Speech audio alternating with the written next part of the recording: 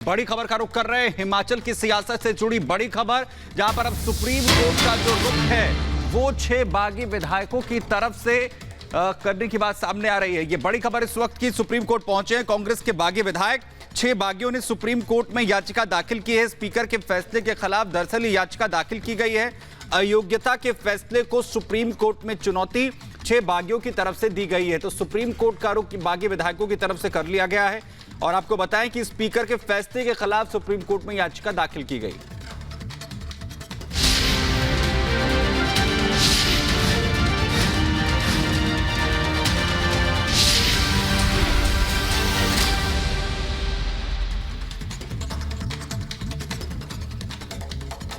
और चलिए आगे बढ़ते हैं। इंडी गठबंधन अयोध्या में बने भव्य मंदिर को पचा नहीं पा रहा है। यही वजह है कि पीएम मोदी का विरोध करते करते सनातन का अपमान करने लगते हैं। ऐसे ही कांग्रेस नेता राहुल गांधी ने सनातन पर एक बार फिर विवादित बयान दे दिया है। स्पेशल रिपोर्ट आपको दिखाते हैं। जय श्री राम बोलो और भूखे मर जाओ। जो भी राहुल गांधी कह रहे हैं उनको वास्तविक तौर पर सिर्फ वोट बैंक की राजनीति करना चाह रहे हैं, हिंदुओं का अपमान करके। जब पूरा देश राममय हो चुका है, पूरे देश में राम लहर चल रही है, हर गली मोहल्ले चौक चौराहों पर भगवा लहरा रहा है, अयोध्या में भक्तों की भीड़ कम होने का नाम नहीं ले रही है। ऐसे में कांग्रेस के युवराज परिवारवाद के नशे में ऐसा चूर हैं कि उनके लिए जनता और सनातन का सम्मान मायने ही नहीं रखता।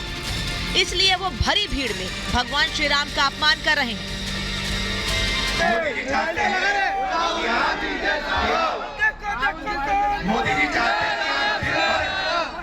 दिन भर मोबाइल पे रहो, जय श्री राम बोलो और भूखे मर।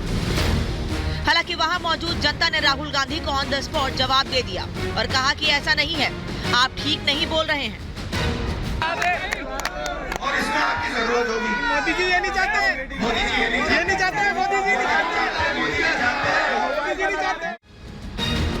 हालांकि ये पहली बार नहीं है जब कांग्रेस के युवराज ने देश की जनता और सनातन का अपमान किया हो। इससे पहले भोले की भक्ति में झूमने वाली काशी के लोगों को राहुल गांधी ने शराबी बता दिया था। जिस काशी के हर कण में शंकर विराजते हो, राहुल ने उस पावन धरा का अपमान करने में कोई कसर नहीं छोड़ी थी। यूपी का भविष्य रात को शराब पिए नाच रहा है, डांस कर रहा है नशे में। जाति और धर्म की सियासत करने वाली कांग्रेस को आईना दिखाने के लिए बीजेपी नहीं, देश के साधु संतों ने भी मोर्चा संभाल लिया है। बीजेपी और साधु संतों ने कांग्रेस पर सनातन का अपमान करने का आरोप लगाया। कांग्रेस पार्टी के लोग दिखावे के लिए जाते हैं मंदिर में और भारतीय आस्था, भारतीय ईश्वर की पद्धति, हमारे संस्कार, इन सबों का अपमान करते हैं। इसलिए ये इंडिया गठबंधन या तो भारत के आस्था, संस्कार, संस्कृति, सनातन के अपमान पर चुप रहता है, मौन स्वीकृति या बोलने की हिम्मत नहीं कर पाता, क्योंकि चुनाव जीतना जरूरी है। जो भी राहुल गांधी कह रहे हैं उनको वास्तविक तौर पर सिर्फ वोट बैंक की राजनीति करना चाह रहे हैं, हिंदुओं का अपमान करके। जिस प्रकार से केवल मुस्लिम तुष्टीकरण, मुस्लिमों का वोट चाहिए, उनको पता है हिंदू इनको वोट देने वाले नहीं, जो राम का नहीं, हिंदू साफ साफ कहते हैं वो किसी काम का नहीं। चुनाव में राहुल गांधी हर बार नया चोला ओढ़ते हैं, लेकिन इस बार राहुल को वो भी ध्यान नहीं रहा। अब सीधे सीधे भगवान राम के अपमान पर उतर आए हैं। लेकिन इस रेस में राहुल अकेले नहीं है, बल्कि इंडी गठबंधन की पूरी फौज उनके पीछे खड़ी है और सनातन का बार बार अपमान कर रही है। बड़ा सवाल यह है कि क्या सनातन के विरोध और अपशब्दों से 24 का चुनाव जीतेंगे?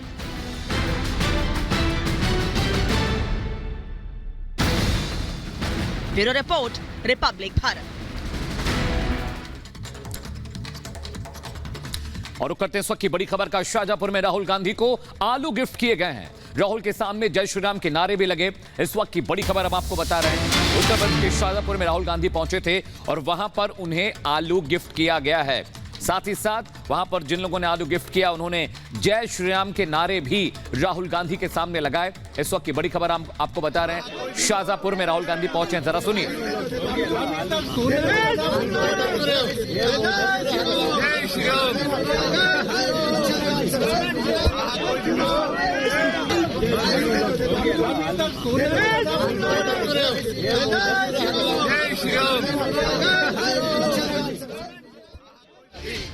मध्य प्रदेश के शाजापुर में कांग्रेस के नेता राहुल गांधी का बीजेपी कार्यकर्ताओं से सामना हो गया, जिन्होंने राहुल गांधी को रोककर जमकर नारेबाजी करनी शुरू कर दी।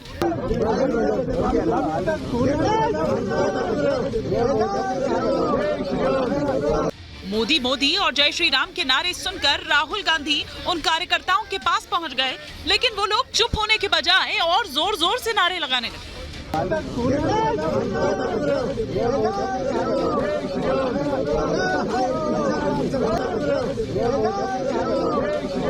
वहां मौजूद बीजेपी कार्यकर्ताओं के हाथों में आलू दिखाई दिए। जैसे ही राहुल गांधी उनके पास पहुंचे, लोगों ने उनके हाथ में आलू थमा दिए।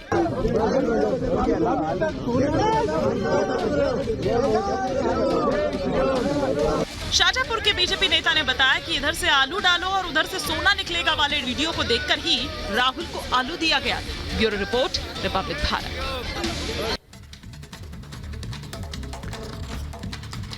उधर राहुल गांधी हो या फिर इंडी गठबंधन के बाकी नेता, देश विरोधी और सनातन विरोधी बयान थमते नजर नहीं आ रहे हैं। एक बार फिर से ए राजा ने राष्ट्र विरोधी बयान देते हुए सनातन पर सवाल उठाए हैं। रिपोर्ट आपको दिखाते हैं।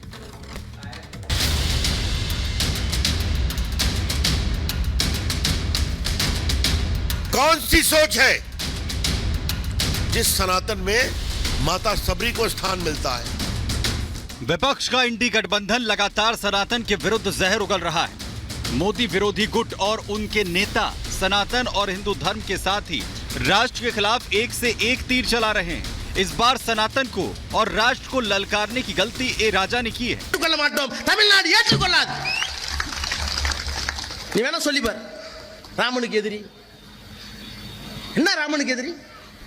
तमिलनाडु से डीएम के सांसद ए राजा भारत को एक देश मानने से न सिर्फ इनकार कर रहे हैं, बल्कि अपनी ही भाषा में एक देश का मतलब भी समझा रहे हैं।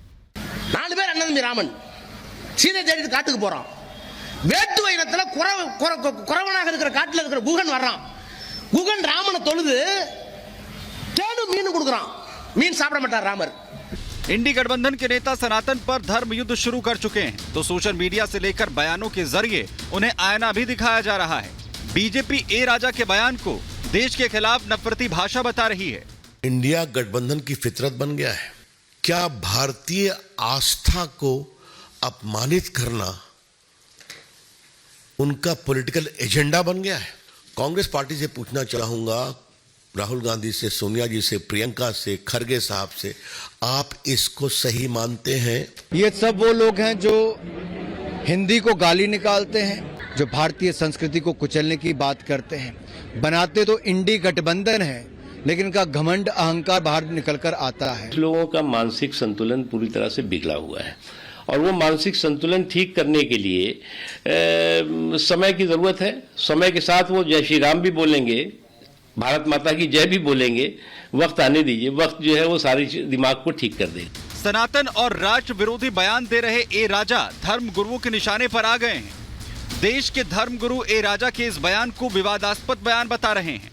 टुटपुजिया और छोटपुजिया नेता और विधायक हैं, फिर चाहे वो ए राजा हो, चाहे वहाँ के तमिलनाडु के मुख्यमंत्री एम के स्टालिन के पुत्र उदयनिधि स्टालिन हो।